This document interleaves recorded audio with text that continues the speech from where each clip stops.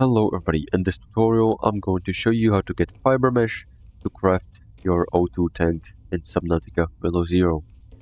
First of all, go to the basic materials in the fabricator, and here you'll see the fiber mesh, on which you'll need creep point sample.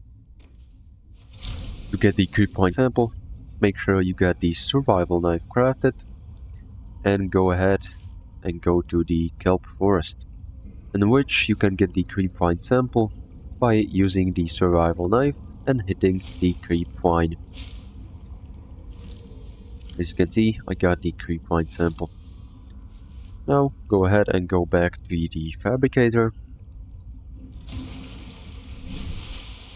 Open it, go to resources, basic materials, and click on fiber mesh. And this is how you get fiber mesh in Subnautica below zero. Make sure to like and subscribe if you found this helpful, and see you next time.